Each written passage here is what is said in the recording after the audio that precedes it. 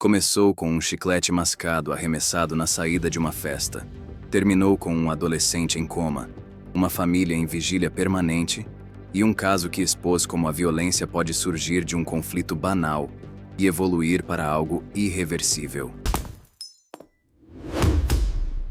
Eu sou o Eduardo Silva e hoje, no 9mm, nós vamos falar sobre o caso que chocou o Distrito Federal, envolvendo o ex-piloto Pedro Turra, um jovem de 16 anos gravemente ferido, e uma sequência de fatos que, segundo a investigação, revela muito mais do que um desentendimento isolado. Naquela noite, em Vicente Pires, nada indicava que algo fora do comum estava prestes a acontecer. Jovens conversavam na rua após uma festa. Em meio à distração, um chiclete foi jogado por um deles. O objeto caiu próximo a um adolescente. O gesto aparentemente irrelevante deu início a uma discussão verbal, troca de palavras, olhares atravessados, até que a situação escalou. De acordo com a Polícia Civil do Distrito Federal, Pedro Turra, ex-piloto e empresário, se envolveu na discussão, desceu do carro e partiu para a agressão física.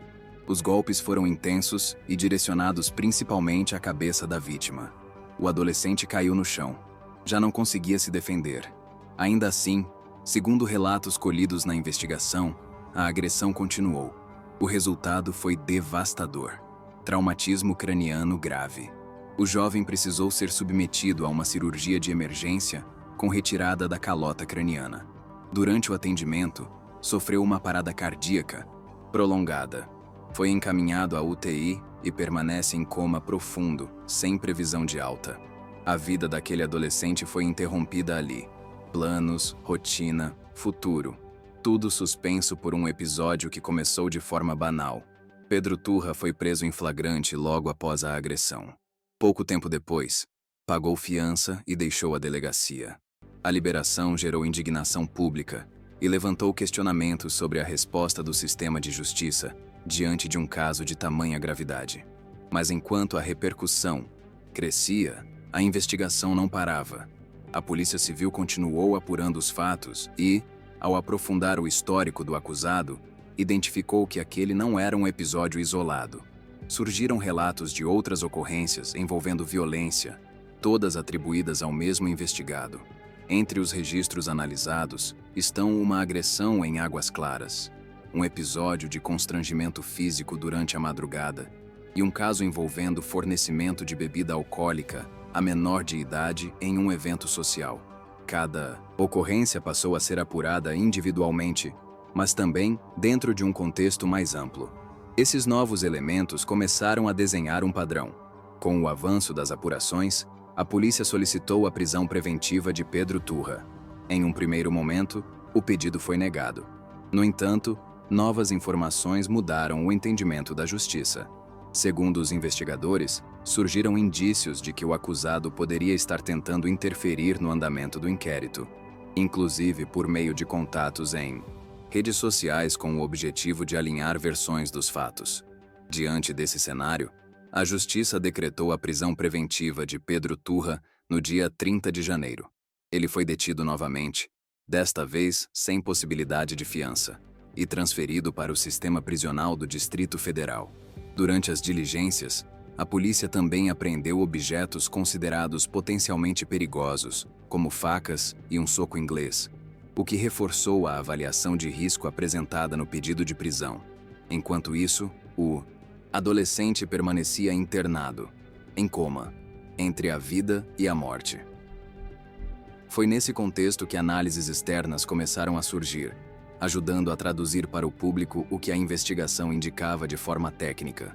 A psiquiatra Ana Beatriz Barbosa, referência nacional no estudo do comportamento violento, comentou o caso e destacou que, em situações como essa, o foco não deve estar no objeto que desencadeia o conflito, mas no comportamento que antecede a reação. Segundo ela, o chiclete funciona apenas como um gatilho, e não como a causa real da violência. A médica também citou declarações do delegado responsável pelo caso, Pablo Aguiar, que descreveu um perfil de alguém que não aceita ser contrariado e tende a resolver conflitos por meio da agressão. O delegado utilizou uma classificação comportamental dentro do contexto investigativo, deixando claro não se tratar de um diagnóstico clínico.